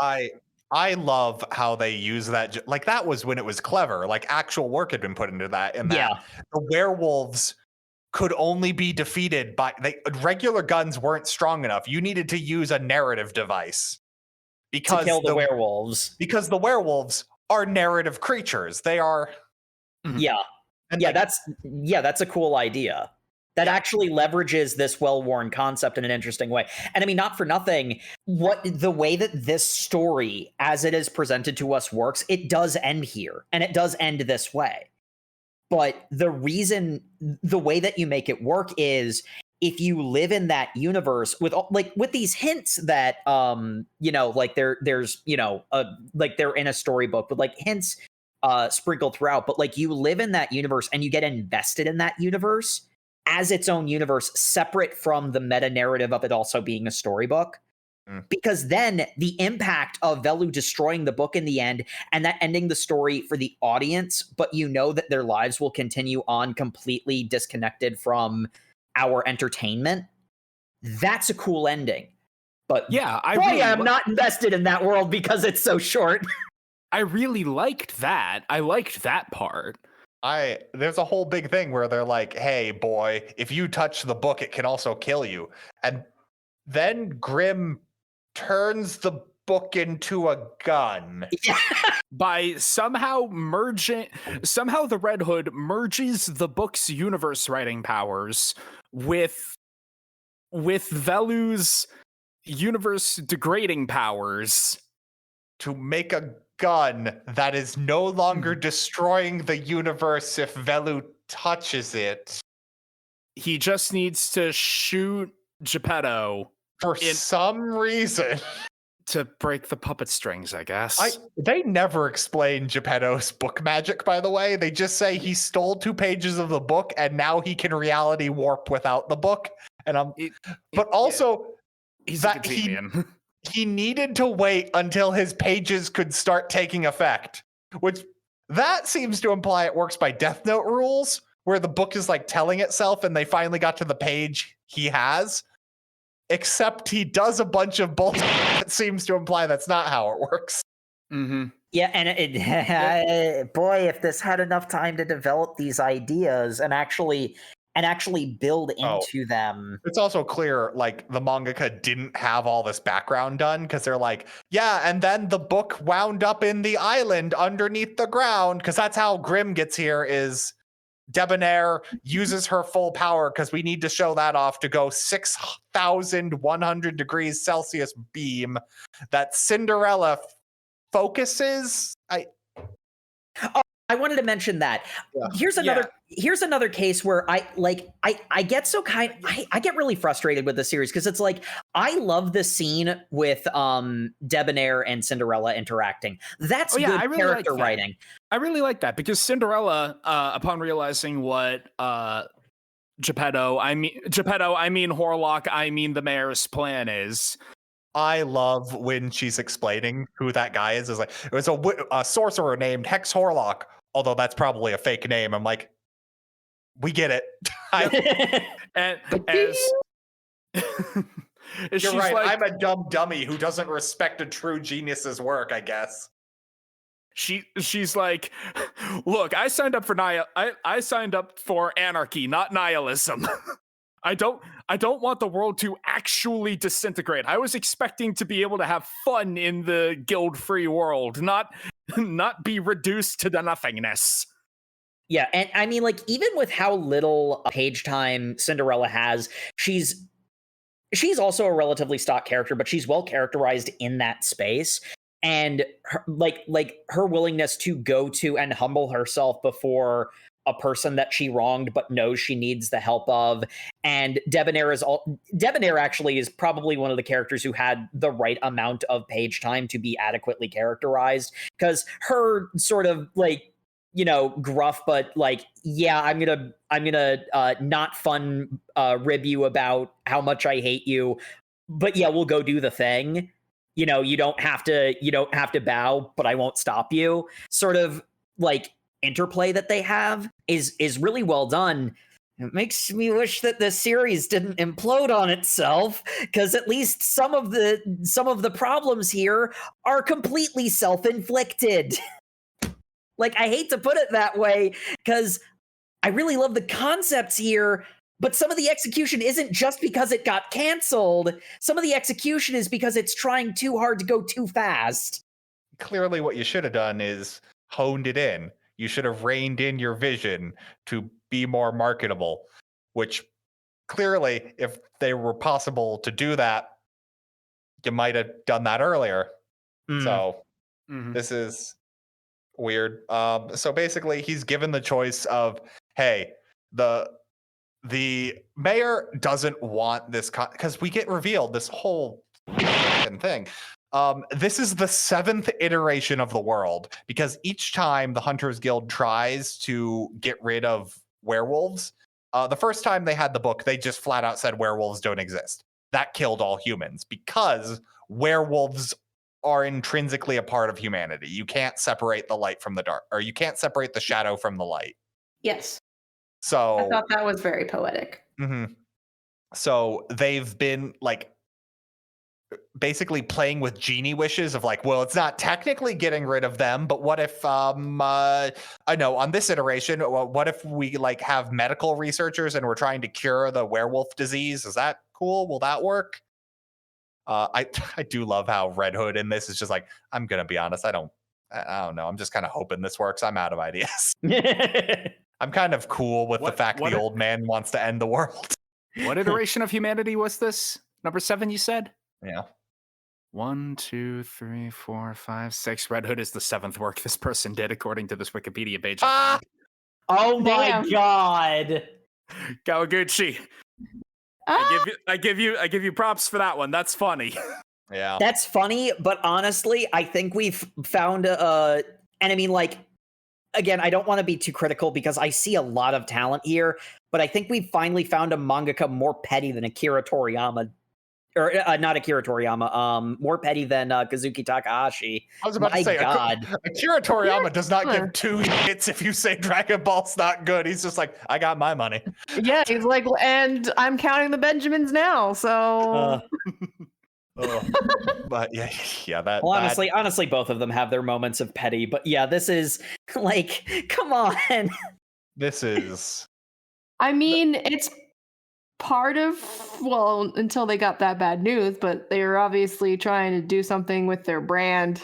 I think there's also a bit of a push for that too, because as we know, there are so many burgeoning comics out there. Some make it, some don't. So, you know, yes, you can make something that's generic, but there's also still a push to do something new. And I mean, like, that is sort of the tragedy of all of this. And I mean, like, not for nothing, there is also some of that expressed in the way that the story is told, flaws and all, where this is the risk, where if your audience doesn't get where you're going, doesn't put the trust that this detail isn't a mistake. Because I do think that there's a lot of stuff that like the secret base being so eminently findable, I think is a mistake. But like, there are other elements of the story of like you know, quibbles that we've had that I think were actually like done with purpose that would have built into something.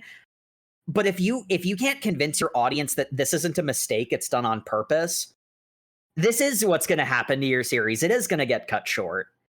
You know, probably like my theory is that like they're trying to build this cerebral story, and you do that by leaving plot hooks that you can come back to and be like, hey, that was weird. Oh, yeah. Why was that weird? Because of this.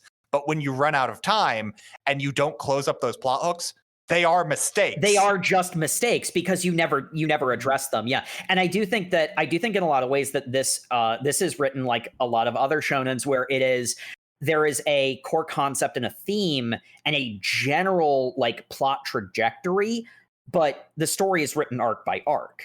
Mm-hmm. And the details and where everything ties into each other isn't actually planned out from the beginning. I think that that's relatively obvious. I don't think anyone would disagree with that assessment. Probably, honestly, they had the final bit of the big twist at the end. Well, that I'm saying more so they had like completely written out the cops and robbers as the final exam to the training arc. And we're like, okay, we've got the big set piece for the training park. Now we can write like the rest of the manga. Yeah. And it was just like, well, no, here we are. So it's like, because that's the problem. Like, the problem with that is that if that means cops and robbers had the most development done to it, I'm like, okay, then that doesn't make this a great manga. It makes it okay. Like and that doesn't save you when you're already kind of stumbled. So it's like, did we even finish up? So Velu's basically been given this like God complex plot of like, do you want a good ending or a bad ending?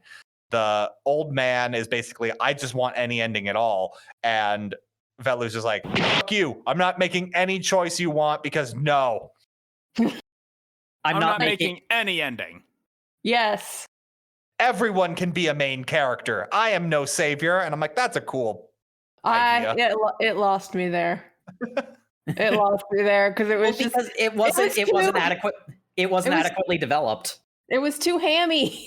We're all winners. Everyone's a winner. Yeah, that was not earned. And he shoots his adopted father, grandpa, who had died before.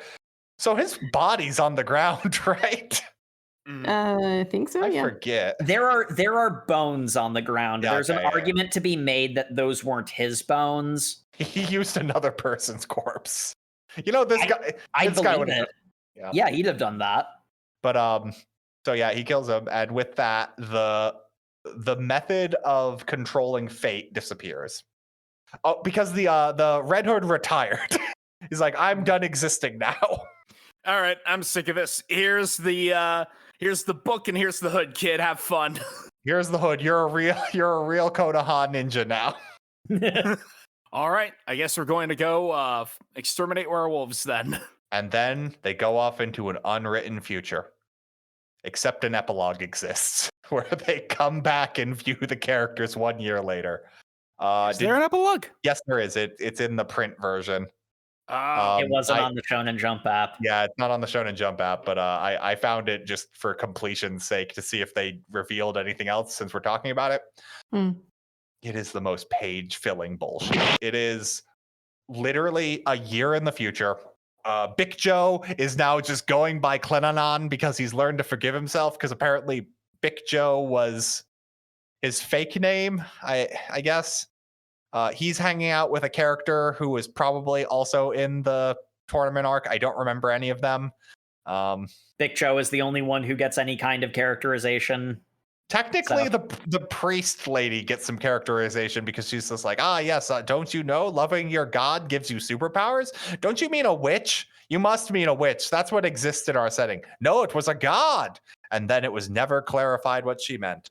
But yeah, and basically in the future, 1 year in the future, scientists are just like, hey, did you see the old man didn't die? He's a stone. He used some protective magic to keep himself alive. Should we wake him up? No. Okay, it's been a year. Maybe we should wake him up. No. Not in this chapter. Also, this chapter begins with, this is the only time we're ever going to revisit their story.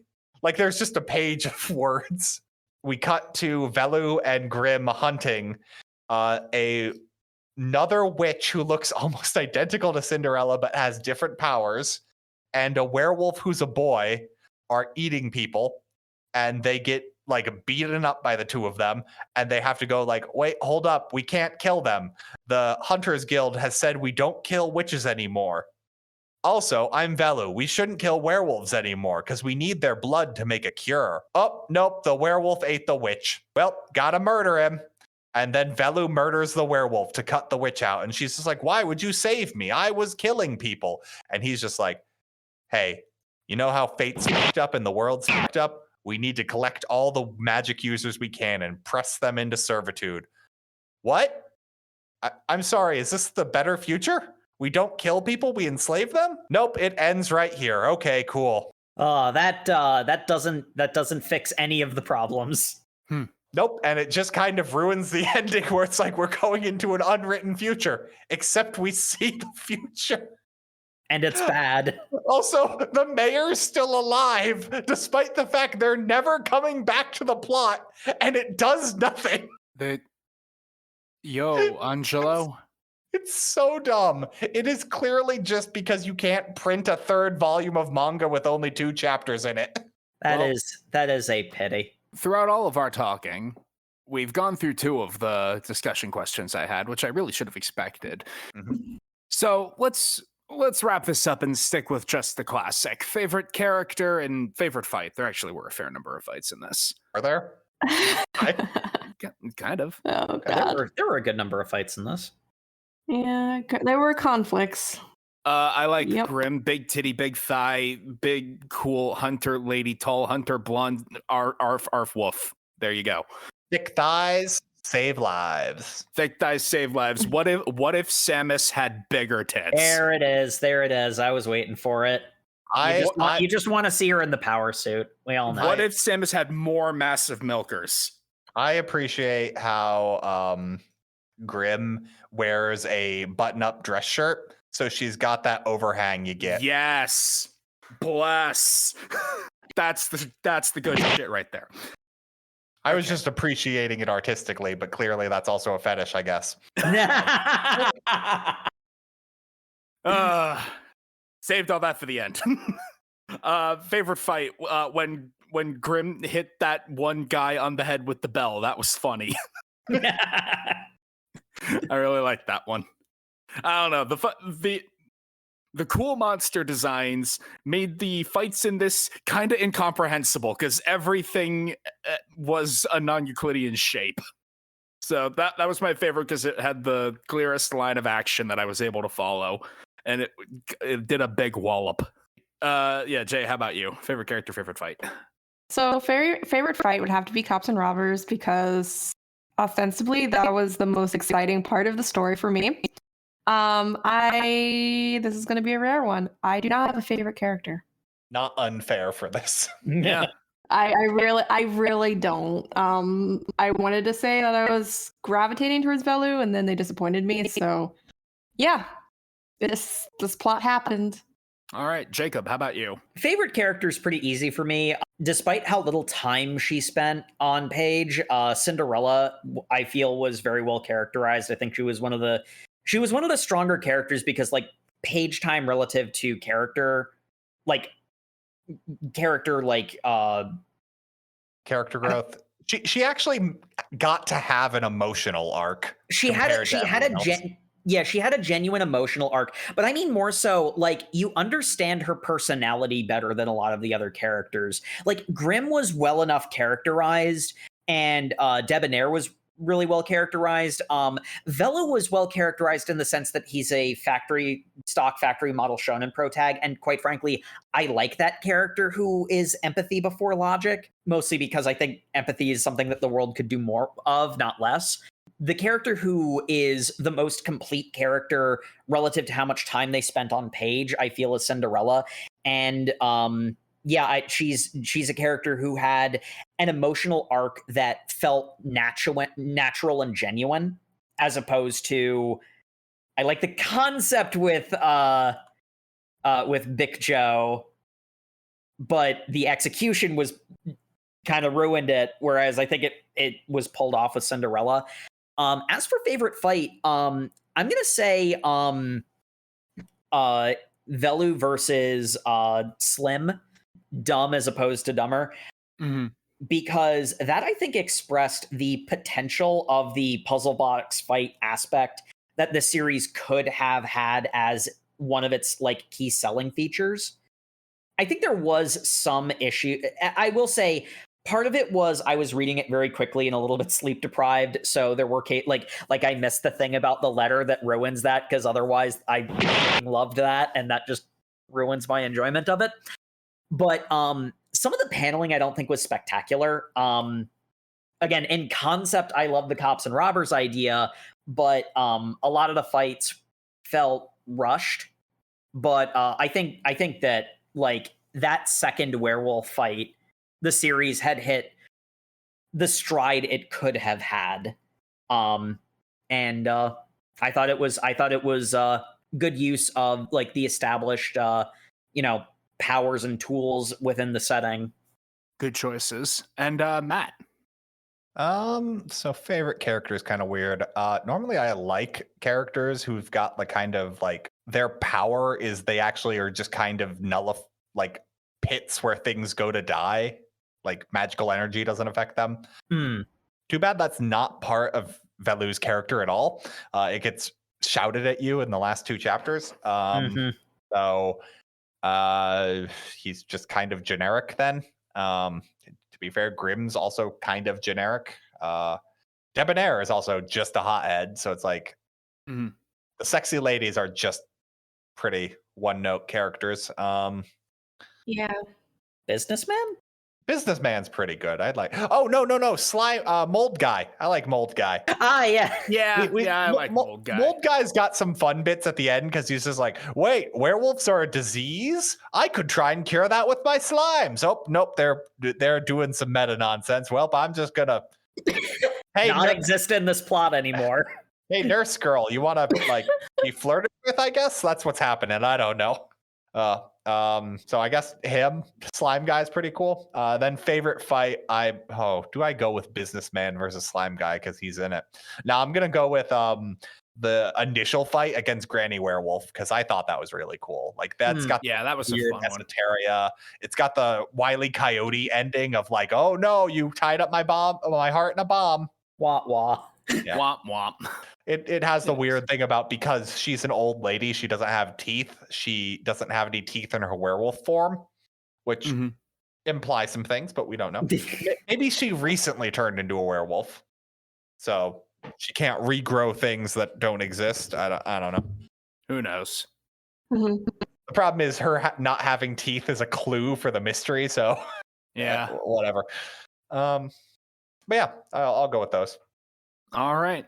Well, we can't ask if you'd continue reading because you literally can't. If someone tried, I wouldn't. Because all of you, I would recommend don't read the epilogue. It's not worth it. Okay.